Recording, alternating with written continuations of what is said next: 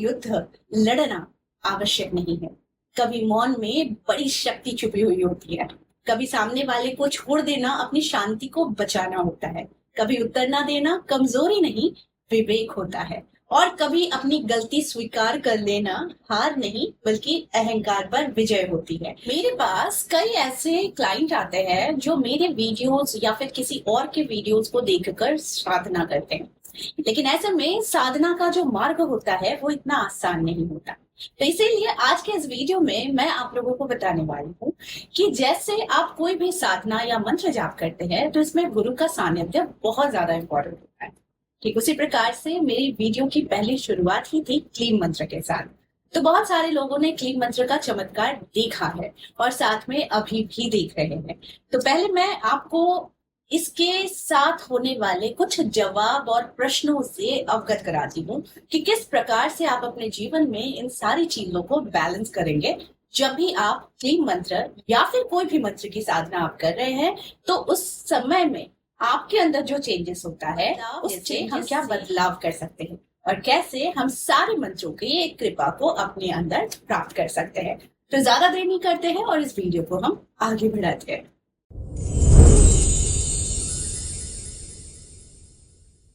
तो कोई भी मंत्र जब आप शुरू करते हैं तो सबसे पहले तप जो होता है वो मन से ही शुरू होता है, यानी कि आप अपने मन से जो शुद्धियां करेंगे वही साधक का सबसे बड़ा पहला चरण होता है।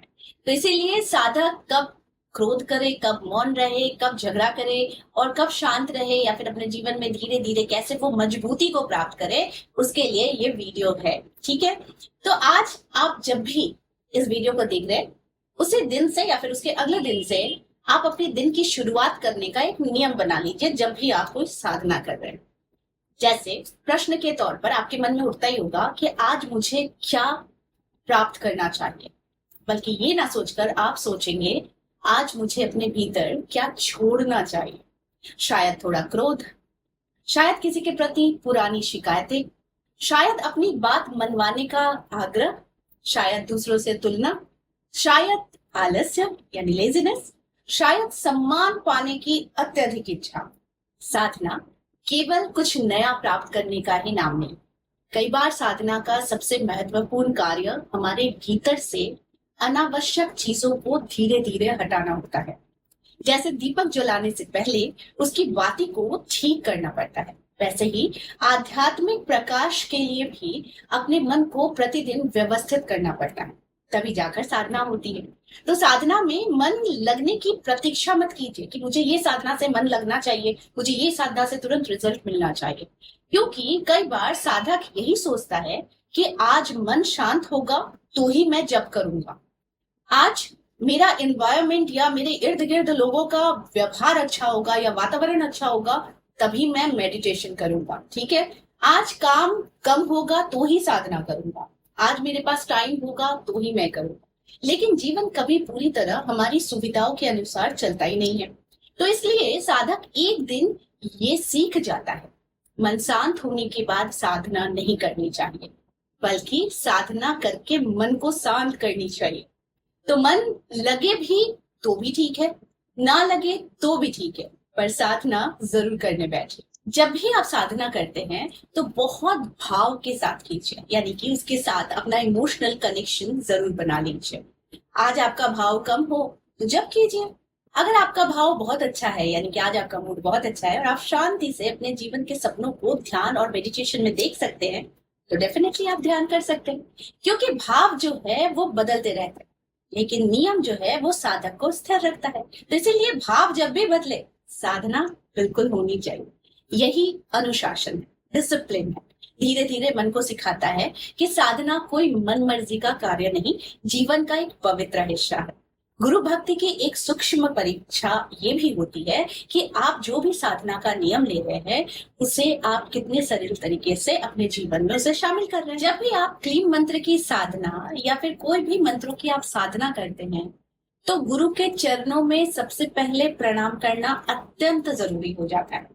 भले आपके पास गुरु है या नहीं, अगर नहीं है तो फिर आप भगवान कृष्ण को अपना गुरु मान सकते हैं, लेकिन गुरु किसी ना किसी को जरूर मानना चाहिए, क्योंकि उनके ही बताए गए मार्ग से आपको ये चीजें याद रखनी चाहिए कि अहंकार जो है वो आहत नहीं होनी चाहिए। जब आपका अहंकार आहत नहीं होगा तो गुरु के संरक्षण में यही सारी चीजें आपको सीखनी पड़ेगी। और यही शिष्य की परीक्षा होती है कि आपने कौन से नेगेटिव चीजों को आपने माइनस कर दिया है लाइफ से। ठीक है, तो कोई भी अगर आपकी, जैसे इससे आपको सीख यही मिलेगा कि कोई अगर आपको आलोचना करता है तो आप तुरंत क्रोधित नहीं होते हैं। ये गुरु की भक्ति का नतीजा होता है और मंत्र की शक्ति का नतीजा होता है। आपसे गलती अगर हो गई हो तो आप कह सकते हैं कि हाँ, मुझसे भूल हो गई है। और यही से शुरुआत होती है आपके अंदर की जो छवि है, जो अब तक लोगों के पास नेगेटिव थी, लेकिन धीरे धीरे जब आप सुधार कर रहे हैं तो फिर ये इसमें परिवर्तन होता है साधना से। कोई आपकी सेवा का सम्मान न करे फिर भी सेवा भाव बना रहे, ये भी गुरु की भक्ति और मंत्र का चमत्कार होता है। कोई आपको देख नहीं रहा फिर भी आप अपने नियम का पालन कर रहे हैं, यहाँ भी मंत्र की शक्ति और गुरु की भक्ति होती है। तो इसीलिए यहाँ पर इंपॉर्टेंट क्या हो गया कि आप जिन्हें गुरु बना रहे हैं या फिर आपके जो गुरु है उनके प्रति सच्चा समर्पण, ये आपको दिखाना पड़ता है। और ये दिखाई देता है जब इसमें परिवर्तन होता है, क्योंकि गुरु की शिक्षा से ही हमारे व्यवहार की रक्षा होती है। ठीक है, तो जब भी अंदर से कोई आवाज आती है, जब भी आप साधना करते हैं, तो सबसे पहले आपको ये कहना चाहिए कि मैं इस देवता या गुरु का शिष्य हूँ। मेरी वाणी, मेरा व्यवहार और मेरा कर्म गुरु की मर्यादा के अनुरूप होना चाहिए। और यही भाव जब आप किसी भी मंत्र के साथ रखते हैं और धीरे धीरे चेंजेस करते हैं अपने अंदर, तो फिर आप खुद देखेंगे कि नेगेटिव चीजें आपके अंदर से बाहर जा रही है। तो अब इसका जाने का माध्यम भी क्या होता है, या तो रोना धोना, या तो किसी के साथ झगड़ा हो जाएगा, या फिर किसी के व्यवहार आपको अचानक से बहुत बुरा लगेगा तो आप उसे अपना व्यवहार दिखा देते हैं। ये इसलिए होता है क्योंकि वो अंदर में जमा हुआ है। तो बहुत लोगों की शिकायत होती है कि वो कहते हैं कि क्लीन मंत्र के जाप से मेरे साथ ऐसा ऐसा हो, बट एक्चुअली में ऐसा नहीं है। ये आपके अंदर की सारी गंदगी को बाहर निकाल रहा है। तो यदि आप बार बार ऐसा भी सोचते हैं कि मुझसे साधना इसलिए छूट जाती है क्योंकि इसका नेगेटिव इम्पैक्ट पड़ रहा है, तो ये कंप्लीटली रॉन्ग है, बिकॉज आप अपने अंदर की सफाई कर रहे हो। तो इसीलिए थोड़ा सा समय हर संबंध के साथ साथ हर मंत्र को भी देना जरूर चाहिए। अगर हर आलोचना हमें अंदर से हिला देती है तो हमें अपनी आंतरिक स्थिरता पर काम करना होगा, क्योंकि ये आपकी कमजोरी को दिखाता है। ठीक उसी प्रकार से साधक की शक्ति अपनी कमजोरी छिपाने में नहीं, साधक की शक्ति अपनी कमजोरी को पहचान कर उस पर काम करने के लिए होती है। तो क्लीन मंत्र जो है ये आपकी ऊर्जा को बचाने में मदद करती है, और अपनी ऊर्जा को आप बचाएं भी, क्योंकि बहुत सी आध्यात्मिक ऊर्जा केवल इसलिए नष्ट हो जाती है क्योंकि हम हर बार उत्तर देना चाहते हैं, हर बार हर व्यक्ति को हम समझाना चाहते हैं, हर आलोचना का हम जवाब देना चाहते हैं, हर विवाद में अपनी बात को हम सिद्ध करना चाहते हैं, हर जगह ये साबित करना चाहते हैं कि हम ही सही है। लेकिन जब आप किसी साधना में होते हैं तो आप साधक की उपाधि लेते हैं, और वही धीरे धीरे आपको सिखाता है कि हर युद्ध लड़ना आवश्यक नहीं है। कभी मौन में बड़ी शक्ति छुपी हुई होती है, कभी सामने वाले को छोड़ देना अपनी शांति को बचाना होता है, कभी उत्तर ना देना कमजोरी नहीं विवेक होता है, और कभी अपनी गलती स्वीकार कर लेना हार नहीं बल्कि अहंकार पर विजय होती है। तो इन सारी चीजों को इसलिए मैं आप लोगों को बता रही हूँ क्योंकि आज जब आप अपनी ऊर्जा उन बातों पर खर्च करेंगे जिनसे आपके जीवन, साधना, धर्म का कोई वास्तविक कल्याण ही नहीं होता है, तो फिर आप अपनी ऊर्जा को नष्ट कर रहे हैं। तो ऊर्जा को बचाना है, बल्कि आप अपनी ऊर्जा को कैसे बचा सकते हैं, तो वो है निरंतर अभ्यास, निरंतर नियम। जप के लिए समय निकालिए, ध्यान के लिए समय निकालिए, सेवा के लिए समय निकालिए, परिवार के लिए समय निकालिए, आत्मचिंतन के लिए समय निकालिए, और गुरु स्मरण के लिए समय जरूर निकालिए, क्योंकि आज गुरु के चरणों में ही आपका जीवन निछावर होना चाहिए। जब आप गुरु से दीक्षित होते हैं या फिर किसी देवता को आप अपना गुरु बना लेते हैं।